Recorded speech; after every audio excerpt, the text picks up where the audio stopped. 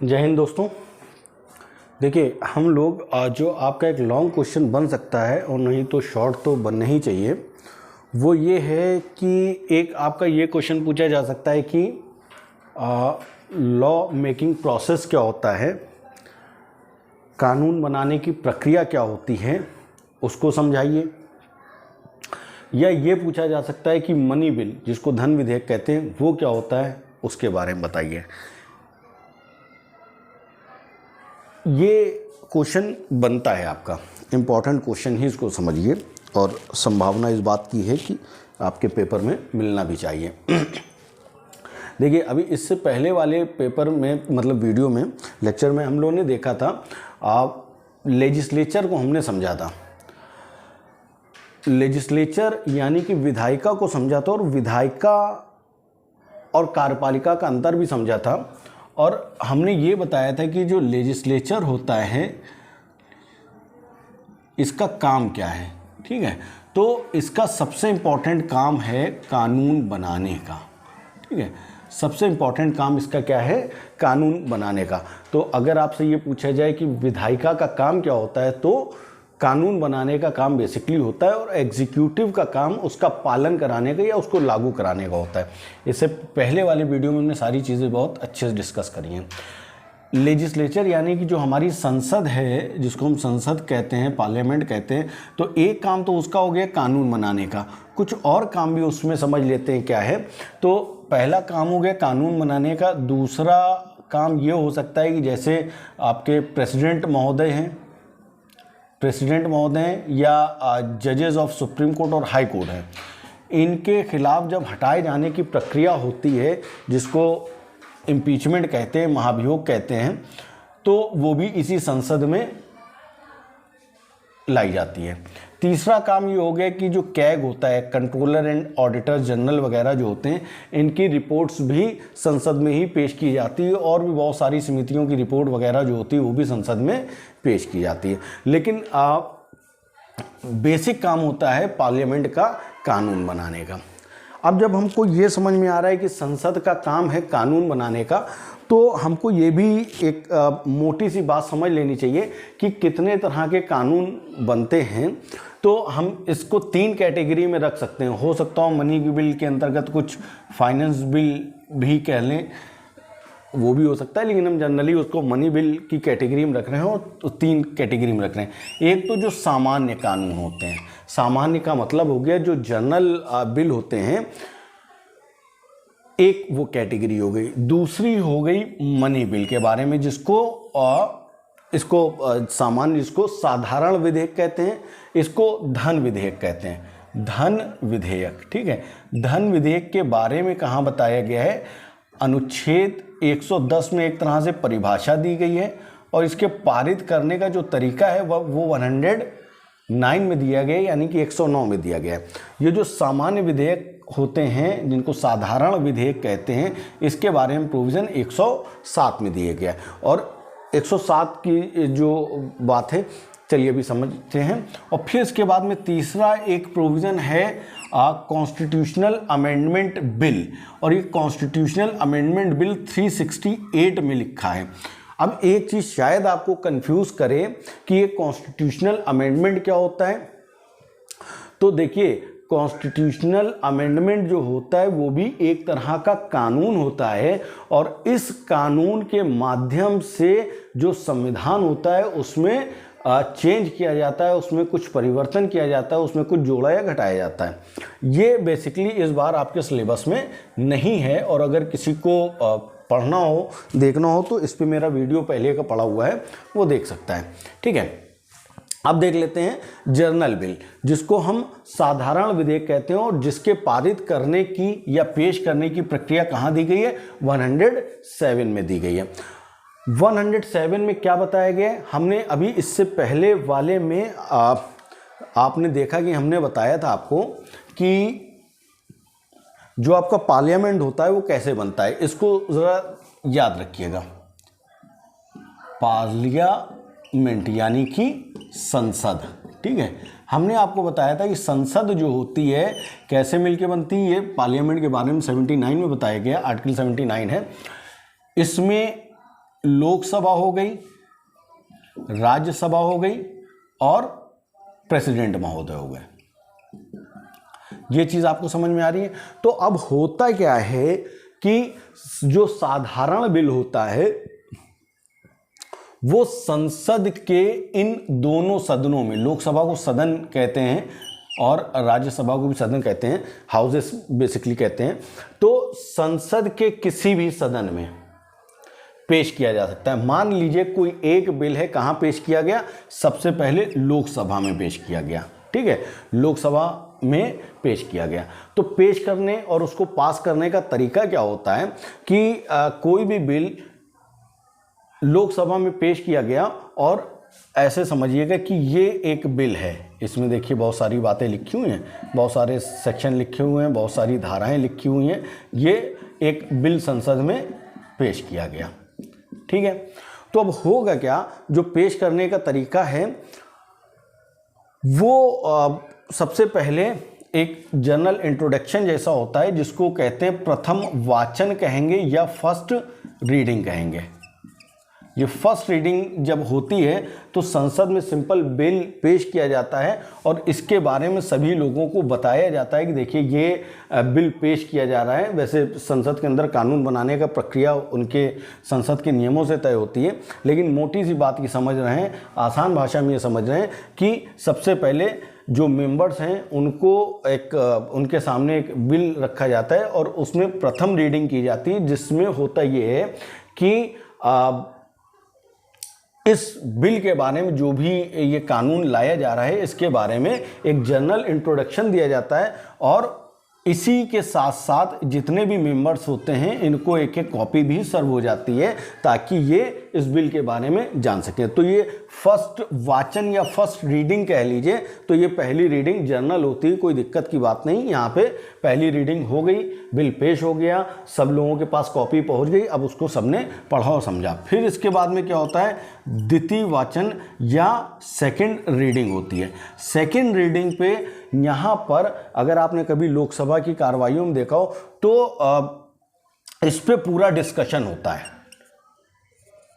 इस पे पूरा डिस्कशन होता है, पूरी चर्चा इस पे होती है। जो भी आपने बहस देखी वो सारी जनरली इसी पॉइंट पर होती है और यहाँ पर चर्चा होने के बाद में हर क्लॉज बाय क्लॉज उस पर डिस्कशन होता है और अगर किसी पे आपत्ति होती है तो उसको वोटिंग करा के पास करा लिया जाता है। और फिर इसके बाद में अगर कुछ होता है तो एक प्रवर समिति होती है, उसके पास भेजा जाता है और जब ये डिस्कशन वगैरह हो जाते हैं और फिर इसका फाइनल रूप आ जाता है, फिर इसके बाद में इसकी थर्ड रीडिंग होती है। थर्ड रीडिंग के बाद में ये बिल यहाँ से बेसिकली वोटिंग करा के पास करा लिया जाता है। अब पास कराने का मतलब यह है कि हमने आपको पिछले वोट में बताया कि मान लीजिए 550 मेंबर हैं, तो पास कैसे होगा। एक साधारण विधेयक जो होता है ये 50% प्लस 1, बात समझ पा रहे हैं। तो 50% प्लस 1 का मतलब ये हो गया, अगर 550 मेंबर तो इसके 50% हो गए 275 और प्लस 1, यानी कि अगर इस बिल के समर्थन में 276 वोट पड़ जाएंगे तो ये बिल पास हो जाएगा। और इसीलिए जनरली जो सरकार होती है, सरकार के पास मेजॉरिटी होती है और सरकार के मंत्री ही ज़्यादातर बिल पेश करते हैं और चूंकि मेजॉरिटी में होते हैं इसीलिए वो बिल पास हो जाते हैं। तो यहाँ तक की बात आपको आसान भाषा में समझ में आ रही है, ठीक है।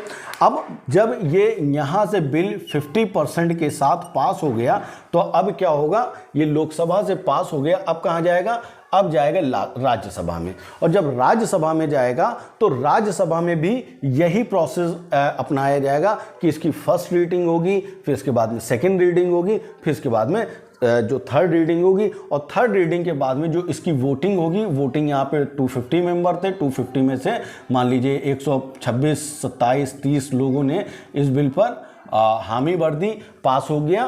तो यहाँ से दोनों हाउसेस से ये अब पास हो गया। एक चीज़ और याद रखिए, अभी तक इस जो ये हमने बनाया है इसको क्या कहा जा रहा है, इसको बिल कहा जा रहा है। याद रखिएगा, लोकसभा में बिल पेश हुआ, राज्यसभा में बिल पेश हुआ। अब जब दोनों हाउसेस से पास हो जाएगा तो फिर अब किसके पास जाएगा, प्रेसिडेंट महोदय के पास जाएगा और प्रेसिडेंट महोदय इस पर अपने साइन कर देंगे, और जब साइन कर देंगे तो ये क्या हो जाएगा, ये अधिनियम हो जाएगा, ये लॉ हो जाएगा, ये एक्ट बन जाएगा। आपने किसी भी कानून को देखते हैं उसके सामने फलाना एक्ट लिखा होता है, तो ये जब प्रेसिडेंट महोदय इस पर साइन कर देंगे तो ये कानून बन जाएगा और ये कानून कहलाएगा। अच्छा, अब एक समस्या समझने की कोशिश करिए, अगर ये बातें आपको समझ में आ रही हैं, ठीक है। वो क्या, वो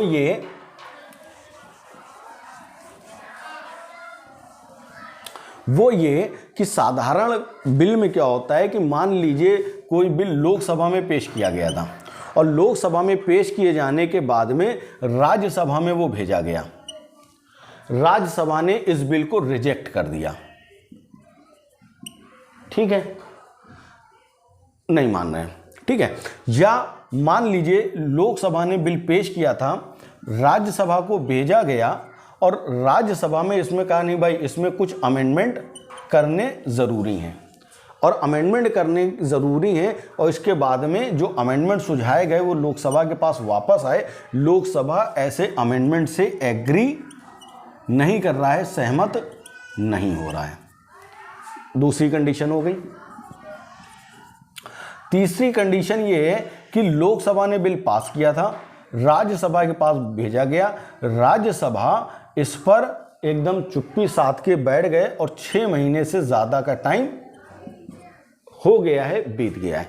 तो अब इस कंडीशन में एक प्रोविज़न आपके अनुच्छेद 108 में दिया गया है, और हो सकता हो कि ये आपका शॉर्ट क्वेश्चन भी पूछ लिया जाए कि ज्वाइंट मीटिंग क्या होती है, ज्वाइंट सिटिंग क्या होती है। ज्वाइंट मीटिंग 108 में जो बताई गई, जिसको संयुक्त बैठक कहते हैं।